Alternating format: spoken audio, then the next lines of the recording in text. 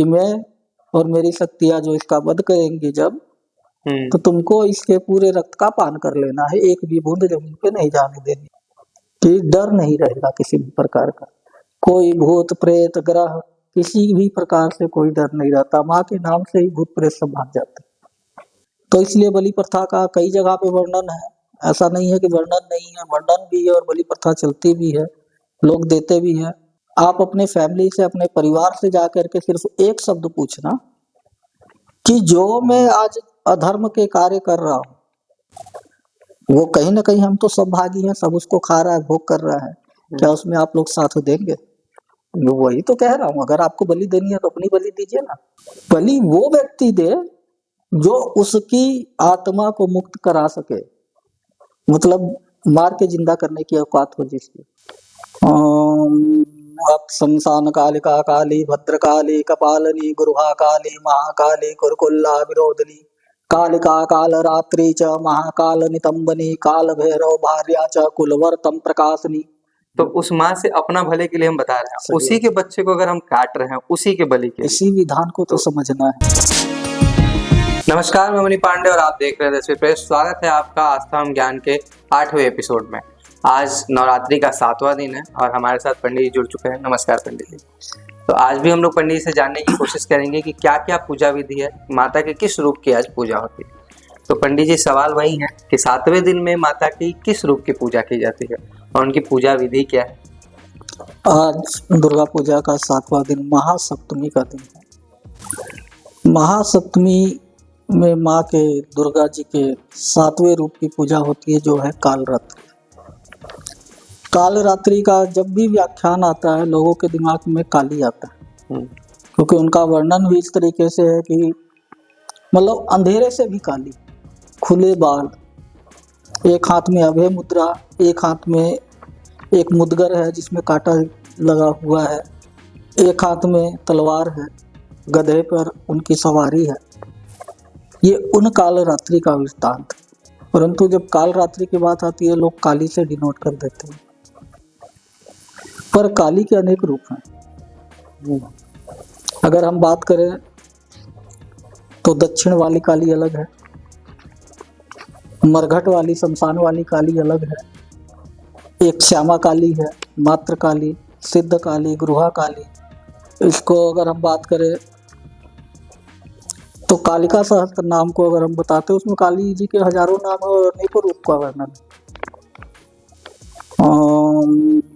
शमशान कालिका काली भद्रकाली कपालिनी गुरुहा काली महाकाली कुरकुल्ला विरोधिनी कालिका काल रात्रि च महाकाल नितंबनी काल भैरव भार्या च कुलवर्तम प्रकाशनी कामदा कामनी कन्या कमनीय स्वरूपिणी कस्तूरी रस लिप्तांगी कुंजरेश्वर गामनी ककारवण सर्वांगी कामनी काम सुंदरी कामार्का काम रूपा च कामधेनु कलावती कामता काम स्वरूपा च कामाख्या कुल कामनी कुलीना कुलवितंबा। इस तरीके से अगर हम बात करेंगे तो ये कम से कम 25 मिनट का स्रोत है। तो इसमें काली के अनन्य रूप का वर्णन है। तो हम यहाँ पे किस काली की पूजा करेंगे उसको हमको ध्यान रखना है। देखिए, अभी जो दुर्गा सप्तशती में जिन हम महाजगदम्बा की बात कर रहे हैं, जिनके द्वारा सबका अनेक रूपों का वर्णन हो रहा है, उनसे ही निकल रहे हैं, उनको भी काली कहा गया है। मुंडमाला तंत्र के अंदर वो दुर्गा काली ही है। और यहाँ भी अगर सप्तशती के अंदर भी हम बात करेंगे तो वहाँ भी उसको चंडिका नाम से ही वर्णित किया गया है। जब चंड मुंड का वध किया है, वहां भी काली ही उत्पन्न हुई है, जो चंड और मुंड का वध करके चामुंडा नाम से प्रसिद्ध हुई। ये जो कालरात्रि की हम बात कर रहे हैं, ये कालरात्रि का उद्भव उस समय हुआ जब भगवती माँ दुर्गा को रक्त बीज का वध करना था। जब चंड मुंड मारे गए रण के अंदर, शुंभ निशुंभ ने रक्त बीज को भेजा, तब रक्त बीज की एक क्वालिटी थी कि अगर उसके शरीर का एक बूंद भी ब्लड पृथ्वी पे गिर गया तो उस ब्लड से नया दाना उत्पन्न होगा। रक्त बीज मतलब रक्त के एक बीज, एक अणु से एक राक्षस उत्पन्न होगा। तो जब भी उसको काटा जाए, मारा जाए, तो उसके ब्लड की धारा निकल पड़े, हजारों करोड़ों में रक्त बीज उत्पन्न हो जाए। पूरा युद्ध भूमि रक्त बीज से भर गया। तब सभी देवी देवता कहने लगे कि अब इसका वध कैसे होगा। सब माँ के पास गए कि माता इसका अब किस तरीके से मारा जाए। जो शक्तियाँ जितनी भी उत्पन्न हुई थी इस युद्ध के दौरान में हर देवता की एक शक्ति उत्पन्न हो गई थी लगभग। जैसे शिव से शिवदूती उत्पन्न हुई, नारायण से नारायणी उत्पन्न हुई, उसके बाद नरसिंह से नारसिंही, इसी तरीके से ब्रह्मा जी के ब्रह्माणी, अनेकों शक्तियाँ जो उत्पन्न हुई, जो युद्ध में विचरण कर रही थी, सबका जब वध कर रही थी।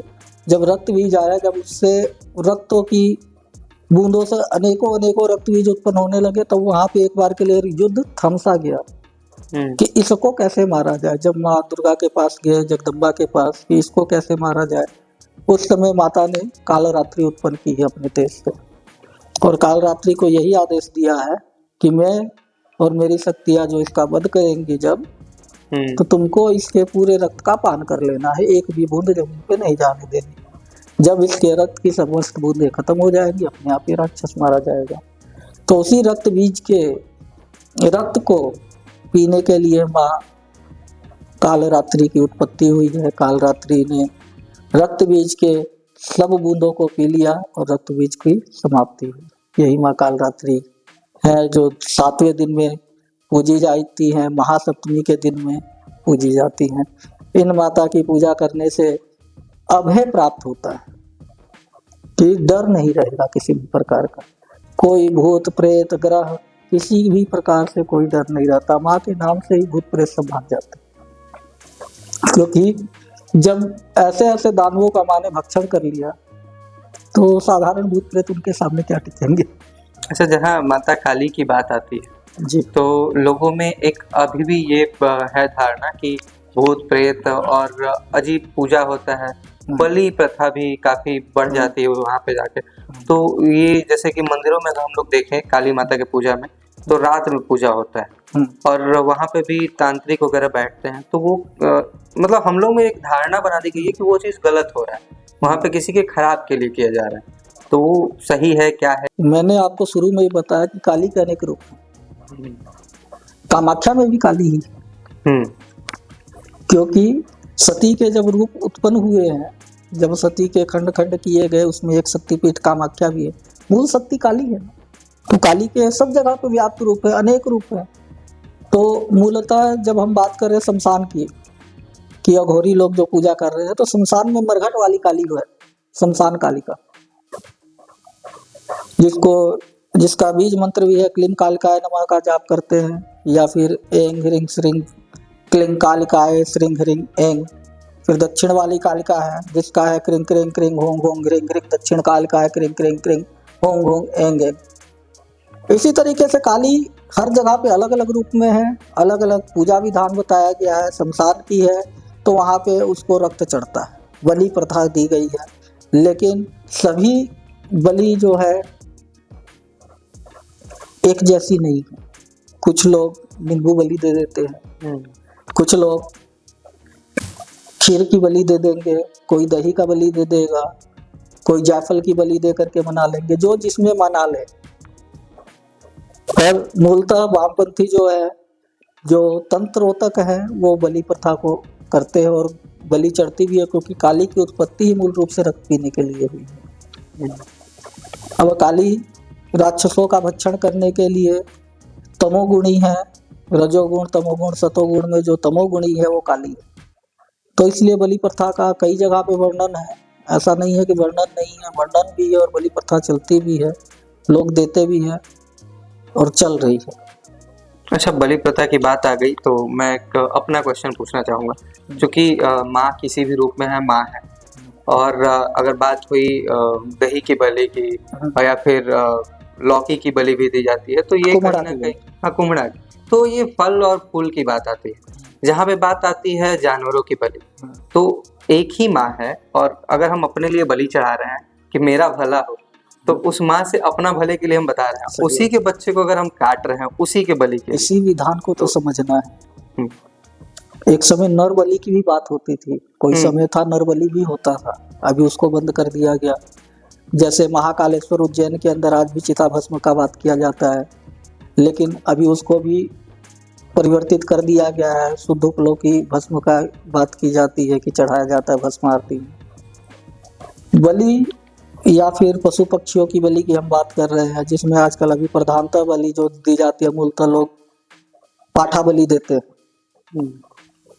बलि वो व्यक्ति दे जो उसकी आत्मा को मुक्त करा सके, मतलब मार के जिंदा करने की औकात हो जिसकी, जो उसको मोक्ष करा सके, वही बलि दे। आजकल बलि के नाम पर भी बहुत खेल हो रहा है। वो बलिया जो होती थी ना, अब ध्यानुभक्त को दीजिए, गर्दन उतार के दिया, माने गर्दन वापस लगा दी। आती है आल्हा उदल की कहानी है, उसमें भी जो नारियल बलि दी जाती है शीश की ही बलि है एक तरीके से। लेकिन अगर आपके अंदर उतनी पावर है कि आपने बलि दी और वो फिर जिंदा हो जाए, तब आप बलि दे। पशु पक्षी की हो चाहे किसी भी प्राणी की हो। मेरा सवाल ये था कि क्या माँ खुश होगी अपने ही बच्चे को कटते देख के? वही तो कह रहा हूँ, अगर आपको बलि देनी है तो अपनी बलि दीजिए ना, स्वयं की बलि दीजिए। भक्त बनिए, ध्यानु भक्त बनिए, आल्हा उदल बनिए, तब तो कहे। और आप में कैपेसिटी हो कि आप अपनी गर्दन काट के दे और भगवती उसको वापस जोड़ दे। पर यहाँ बकरे की बलि ज्यादा मानी जा रही है। अभी आप देखिए बिहार में एक जगह है मां मुंडेश्वरी का। हाँ, मां मुंडेश्वरी के यहाँ जो बलि प्रथा है वो एक अलग ही बलि प्रथा है। वहाँ काटा नहीं जाता है। वहाँ काटा नहीं जाता, ले जाके छोड़ देते, उसका कान का एक बाल मेरे ख्याल से वहां पर चढ़ा दिया जाता और वापिस उसको छोड़ दिया जाता। हम लोगों ने वहाँ देखा है, हम लोग गए थे हाल में, कि वहाँ बलि का ये नियम था कि वो मंत्र पढ़े पंडित जी, और वो बकरी जो थी वो अपने आप वहाँ मतलब मरने के अवस्थे में हो गई और वापस कुछ देर बाद वो खड़ा हो गया। हाँ, तो वही चीज मैं कह रहा हूँ, जब वो चीजें हैं तो उन चीजों को करें। अब बाकी इसमें बहुत ज्यादा वाद विवाद नहीं करना है। हाँ, खैर ये किन्हीं लोगों की भावनाओं पे ठेस पहुंचेगी। आगे बढ़ते हैं कि कुछ सवाल है पंडित जी की जो अधिकतर माता बहनें होती हैं इस समय में सप्तमी के दिन कलश यात्रा पे देखी जाती है, तो कलश यात्रा सप्तमी के दिन क्या होता है? एक्चुअल में देखिए, संधि पूजा का बहुत बड़ा विधान। अब संधि पूजा का मतलब है जैसे षष्ठी जहाँ खत्म हो रही है, सप्तमी जहाँ शुरू हो रही है वो संधि पूजा, और सप्तमी जहाँ खत्म हो रही है, अष्टमी जहाँ शुरू हो रही है वो एक संधि पूजा। संधि मतलब जहाँ तिथियों का मतलब समायोजन हो रहा है, जहाँ पे तिथि एक छूट रही है दूसरी हो रही है। वो संधि पूजा के लिए बड़े बड़े पंडालों में यही जो षष्ठी से पूजा मेन मानी जाती है, तो उसी में संधि पूजा के लिए वो कलश यात्राएं वहाँ पे जाते हैं, वहाँ पर पूरी विधियां अपनी करते हैं और वहाँ से जल वगैरह लेकर के आते हैं। वो पूजा का ही एक पार्ट हो। हाँ। एक कमेंट का क्वेश्चन है पंडित जी कि अगर घर में पूजा करते हैं और पंडाल में पूजा करते हैं जी, तो दोनों के पूजा का क्या अंतर होता है? क्या दोनों में एक में ज्यादा आशीर्वाद मिलेगा, एक में कम मिले? देखिए ऐसा कुछ नहीं है, भाव से पूजा है। आपकी अगर भावनाएं अच्छी है तो आप घर में भी सिद्धि प्राप्त कर सकते हैं, अन्यथा अगर आपकी भावना अच्छी नहीं है तो आप वन में भी चले जाए, पहाड़ में भी चले जाए, जहाँ की शक्तियाँ बढ़ जाती है। कहते हैं कि नदी किनारे 4 गुना ज्यादा, 100 गुना ज्यादा, मंदिर में 4 गुना ज्यादा, उसके बाद पहाड़ पर और 100 गुना बढ़ जाती है, जंगल में बढ़ जाती है।